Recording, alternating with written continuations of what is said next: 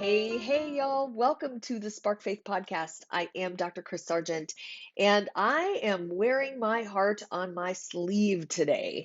I want you to know that this stuff about shame and guilt that we are really walking and tiptoeing in right now is a huge chunk of what I have really worked hard on over the last few years for my own self.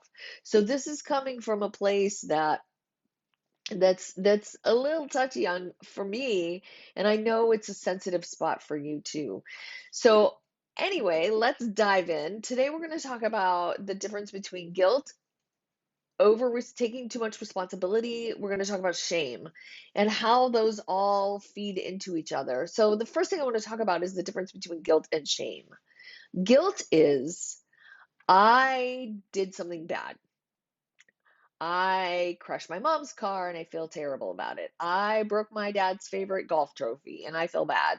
I hurt so and so's feelings. I bullied someone. I did a bad thing and I feel bad about it.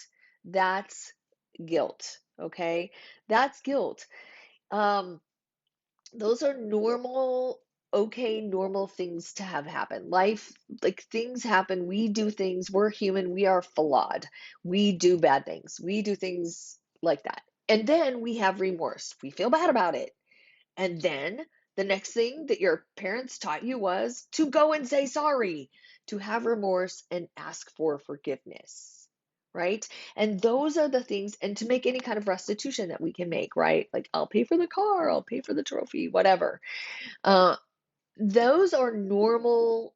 That's a normal thing to have happen. What's not normal is if you continue to live in that and you don't forgive yourself, or you you take too much responsibility for it. Oh, well, it wasn't done right. I didn't fix it right. I could have done more. I should have done more, blah, blah. Like you keep playing it over in your head.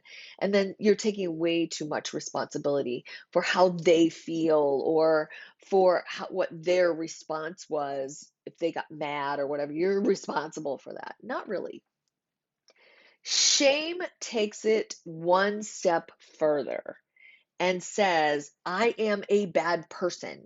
I am defective because I did bad, or I'm just defective because that was the way I was made. There is something inherently wrong with me. And that's where shame is.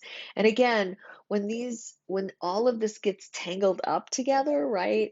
The the sense of I'm responsible for this and I'm responsible for the way they feel and those kind of things. Those are messages that we received when we were way too little to receive them, right?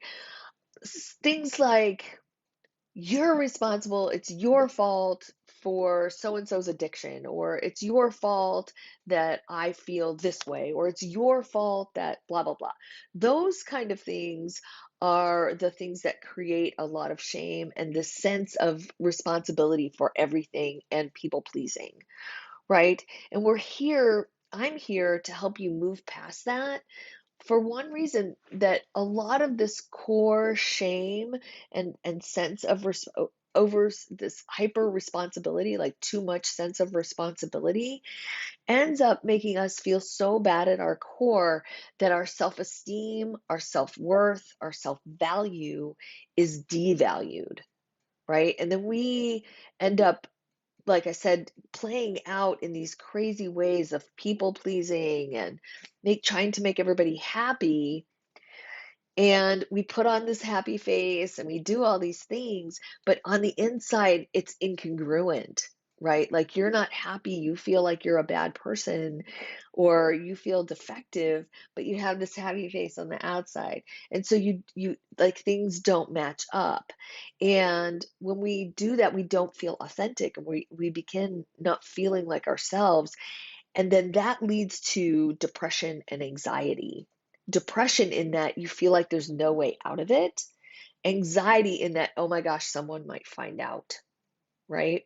So that's I'm gonna cut it kind of short today, mostly because I want you to figure out in your own space, like, where are you in all of this?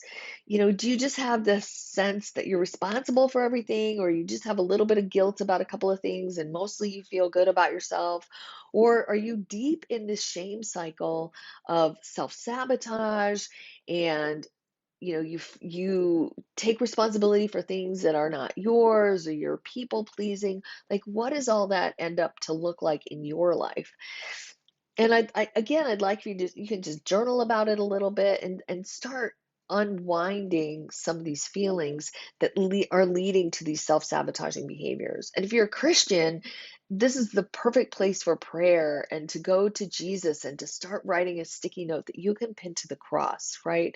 This is stuff that Jesus died for us for. Right? We don't have to live in shame anymore.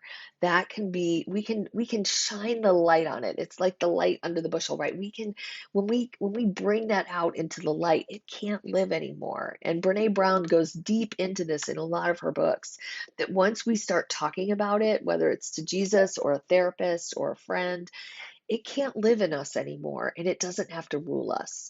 So there is a way out. And I'm going to talk about that a lot more. I am going to have a workshop, I've decided. I was just going to do an extra podcast, and I may still do that, but I'd really like to have a workshop where we can dig in a little bit deeper. I'd love to hear your feedback on that too. So take care today. I really love you, and I want to surround this whole thing in love today. And because this is hard work, right? This is getting into some stuff that you don't just do in a 6 or 8 minute video. However, this can be the beginning for you, and there is a way out. I love you all. Talk to you soon. Bye bye.